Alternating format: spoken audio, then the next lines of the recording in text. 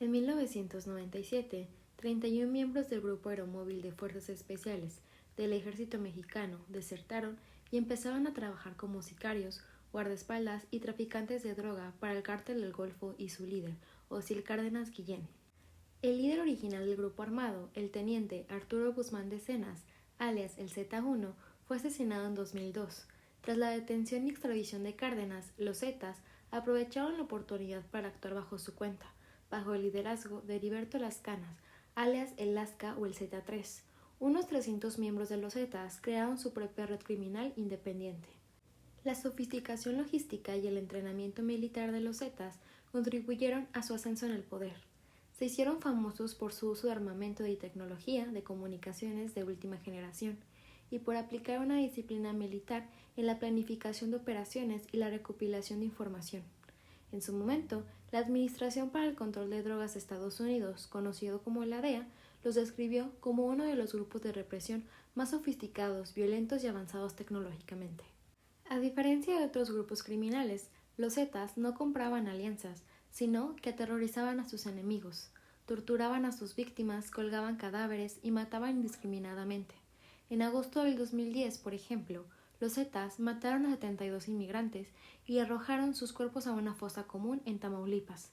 Los Zetas preferían tomar el control del territorio al estilo militar, manteniéndolo por la fuerza y explotando sus oportunidades criminales.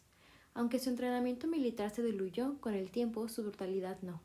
Los grupos rivales que luchaban por desembarcar a los Zetas adoptaron algunas de sus tácticas y sintieron la necesidad de armarse con el mismo tipo de armamento militar para poder competir, aumentando aún más la violencia en el país.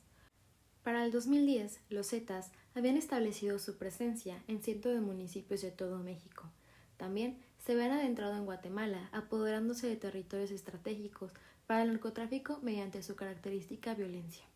Sin embargo, mantenían un conflicto casi constante con el Cártel del Golfo por el control del estado fronterizo de Tamaulipas, especialmente las ciudades de Matamoros, Reynosa y Nuevo Laredo, así como el centro económico de Monterrey. Los Zetas también se involucraban en numerosas guerras criminales por todo el país, incluso enfrentándose al poderoso Cártel de Sinaloa. Durante este tiempo, los Zetas construyeron una red de contactos internacionales para el tráfico de drogas, que se extendía por Centroamérica hasta Colombia, Venezuela, Europa, Estados Unidos y África Occidental. El control territorial de cada facción local también les permitía beneficiarse de otras actividades delictivas que tenían lugar en su territorio. El grupo también empezó a buscar protección política y llegaría a infiltrarse en los gobiernos estatales de Tamaulipas y Veracruz. A pesar de su rápido ascenso, para el 2012, los Zetas comenzaron a fragmentarse, dando inicio a un proceso de atomización que continúa hasta el día de hoy. El punto de quiebre fue el deterioro de la relación entre los hermanos Treviño, Miguel alias el Z40 y Alejandro alias Omar o el Z42. Eventualmente, los hermanos se dividieron en facciones rivales, el Cártel Noreste y los Zetas Vieja Escuela. Además, una serie de golpes de alto perfil contribuyó al debilitamiento de los Zetas. El más grande fue la pérdida de Lascano, que fue asesinado en octubre del 2012. El grupo también perdió a Miguel Treviño, que fue capturado en julio del 2013, y luego a su hermano Alejandro, que fue arrestado en marzo del 2015. Sin un liderazgo central claro, los Zetas se han dividido en pequeños grupos y facciones locales independientes, cada una con sus propias operaciones, prioridades y alianzas. La ruptura de la cohesión a nivel nacional, además de la pérdida de influencia en Centroamérica, ha hecho que el tráfico transnacional de drogas sea cada vez más difícil para los Zetas. Las facciones locales recurren cada vez más a las ganancias de pequeñas economías criminales en los territorios bajo su control. Hoy en día, pequeñas células locales que alguna vez tomaban el nombre de los Zetas siguen operando en el territorio que antañamente controló el grupo. En febrero del 2018, la Armada Mexicana capturó al líder de los Zetas, José María Guízar Valencia, alias el Z43. Valencia supuestamente operaba en los estados de Veracruz, Tabasco y Chiapas, además de supervisar el envío de cargamentos de droga a través de Centroamérica. Su captura profundizó la atomización del grupo, que ya se encontraba débil y fracturado. Desde entonces, los Zetas no existen como una organización unificada. Existen varios grupos individuales, algunos de los cuales tienen una fuerte presencia regional, pero ninguno de ellos tiene la fortaleza suficiente para expandirse a través de México. Las facciones principales de los Zetas son el Cártel del Noroeste, ubicado principalmente en Nuevo Laredo y el norte de Nuevo León. Los Zetas Vieja Escuela, en Tamaulipas, Veracruz, Coahuila, San Luis Potosí, Quintana Roo y Zacatecas. Y los Talibanes, otra influyente facción que busca controlar las rutas del narcotráfico a través de San Luis Potosí, Zacatecas y Tamaulipas. Los Zetas ya no son una organización criminal unificada. La fragmentación del grupo en diferentes facciones han dificultado cada vez más identificar a sus líderes. En los últimos años, Z40, el sobrino de Juan Gerardo Treviño Chávez, alias El Huevo, fue el líder más poderoso de la facción del Cártel del Noroeste. Fundó la red de sicarios del grupo, conocido como la Tropa del Infierno, y se convirtió en un objetivo clave para las autoridades mexicanas y estadounidenses. Sin embargo, Treviño Chávez fue capturado en Nuevo Laredo en marzo del 2022, lo que provocó una ola de violencia perpetrada por el Cártel Noroeste. Poco tiempo después, fue extraditado a Estados Unidos. No es claro quién lidera la principal facción de los Zetas. Pese a la captura de Treviño Chávez, el Cártel del Noroeste mantiene un control férreo sobre su bastión original en Nuevo Laredo. Es posible encontrar grafitis alusivos al grupo en toda la ciudad, demostrando su control casi total de este espacio. Los niveles y jerarquías de los Zetas, inspiradas en la disciplina militar, portaban nombres que determinaban su rango y sus deberes. De menor a mayor rango eran los halcones, punteros y otras células. Era el nivel más bajo, los vigilantes, encargados de espiar las actividades de la autoridad u otros carteles. Generalmente eran autoridades municipales y jóvenes de entre 12 y 25 años con bajos recursos que viajaban en motonetas y automóviles, incluso sin matrícula. Les pagaban 5,000 pesos a la quincena, no son de origen militar. Los estacas o sicarios, similar a una escuadra en el ejército mexicano, eran integrantes que operaban en la ciudad de día y de noche en convoyes de 1 o 2 camionetas. Por lo general eran 12 por operativo, similar a un pelotón, y hacían operativos en las ciudades y recibían órdenes de los comandantes, por ejemplo, para el apoyo en balaceras o ejecuciones de objetivos que dictaminaran los comandantes. Originalmente, esta era la formación que usaban los Zetas para desplazarse, y los miembros que tenían entrenamiento militar dejaron como legado esta forma de organización a las nuevas generaciones de sicarios, que eran por lo general expolicías, exmilitares y jóvenes de entre 12 y 25 años, vestidos con chalecos, armas cortas, largas y sofisticadas, al igual que a los militares. Les pagaban de 15,000 a 60,000 pesos a la quincena. Los cobras o los L eran el nivel de los encargados de los puntos de productividad, armados con armas largas o cortas. Asimismo, extorsionaban a la ciudadanía inocente, no eran de origen militar.